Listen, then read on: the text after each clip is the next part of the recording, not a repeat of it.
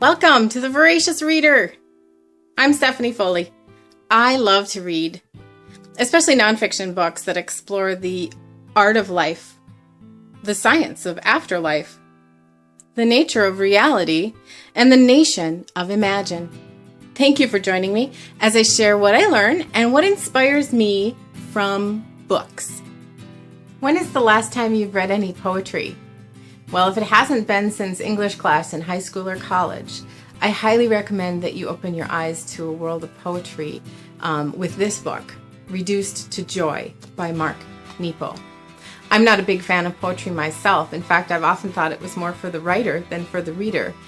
But in reading this book, I feel like he's opened my eyes to a new kind of appreciation for poetry, and I bet he can do that for you as well.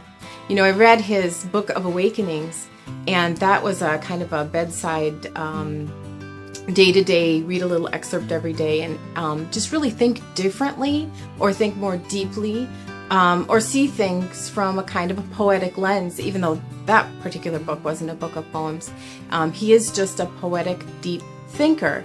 And after having experienced cancer and life experiences and his way, his approach, his look at life, he's put together just a refreshing approach to looking at things, reduced to joy. I'll share this from the intro.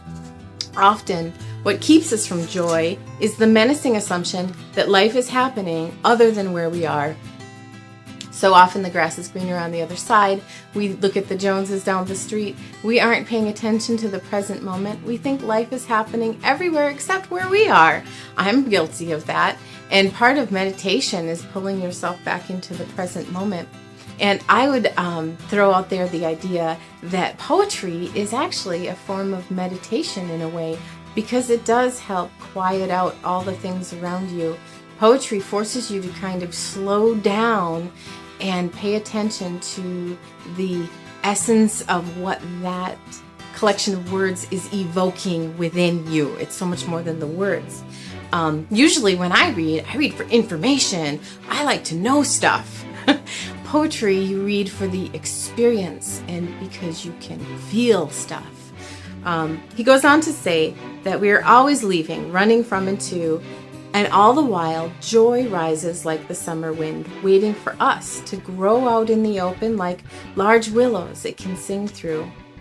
And then he says, like everyone, I've spent so much of my life fearing pain that I've seldom felt things all the way through. This is another theme I run across in all of the books that I've done through the Voracious Reader and in much of life experience. We don't settle in and stay in the present moment often because there's pain there. We don't like to feel the pain. And it isn't easy, and it's worth it sometimes to fall through the pain instead of working against it. And he has some great poems in here about that concept of sort of falling through. He says, if we can fall through more than working through, I've learned that we can stay true to our experience and to each other and face the spirit that experience and love carry. We'll be eventually reduced to joy. How beautiful is that? That's the title of his book, Reduced to Joy by Mark Nepo. Now, always in the series of the Voracious Reader, I share what I've learned. And I learned something humbling and profound, which is why I'm most motivated to do a Voracious Reader on a book of poetry. Never dreamed I would do it, but here's why. And this is from my heart. This poem spoke to me in such a way that I have to share its message. It's called Kiss Everything on Fire. Everyone keeps stopping me with their urgency, as if the secret of life was written in a corner of their mind, and before they could read it, it burst into flame. The first 100 times I rushed to do their bidding, and then one day, exhausted by my own secrets burning, I stopped running and kissed everything on fire. Mwah! And yes, it scarred my lip, and now I have trouble saying anything complicated. Wind no longer gets trapped in my head. Oh, this poem speaks to me. I know you understand. I've seen you suffer the secrets no one asked us to keep secret. I've seen them burning up in your mind, but today we can part the veils and let in whatever it is we thought we had to keep out. Today, the urgency dies because the heart has burned its excuses. Okay, so usually poetry, like I have to read too much into it to understand it. And my quick mind, I like to just get to the point, get to the facts, ma'am. And that is why this poem spoke to me, because it's all about this urgency and this idea of getting to the point. Well, what is the point? I implore you to ask yourself, what is the point? What is the point? All right. This is just a quick little blurb from one of the poems, because again, it was just such a cool, here's a little quote. A tree grows so that it can convey wind. It is not the wind. And a person grows in order to convey spirit. So I ask you again, what is the point?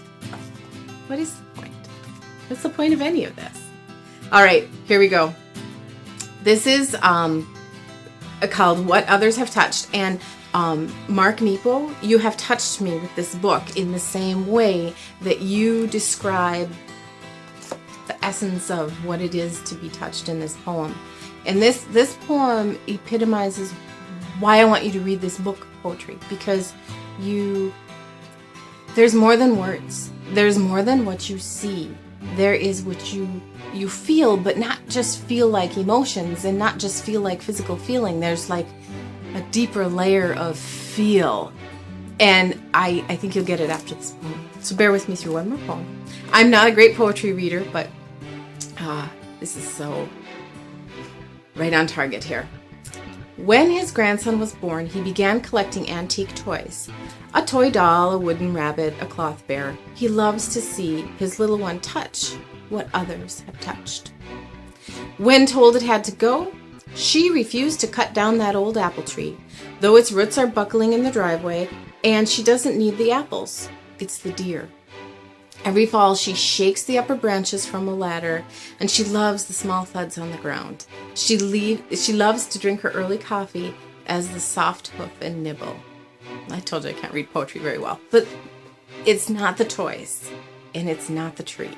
It's the deer, and it's the grandson, and it's the bringing together of humanity and something more. When Jess and Laura were small, I bought earrings in Florence, and I'm saving them until she turns 16. I love thinking of the earrings waiting in my closet, waiting for them to grow. What is that touching? When in Amsterdam, he thought the museums would grab him, but it was a sloppy Newfoundland waiting in a reflecting pool, splashing patches of water filled in the sun, and then trying to bite splashes. He loves to think of the soul's journey this way. When Grandma made potato pancakes on her small stove, it smelled like burnt French toast. I'd sit on a stool in the corner, and she'd mat one on some napkins, blow on it, and give it to me. She's been gone for 20 years, but I love how she cooks them for me in my dreams. What others have touched. And so again, I hope that you try out some poetry and be touched by it. After all, what's the point? Create a great day.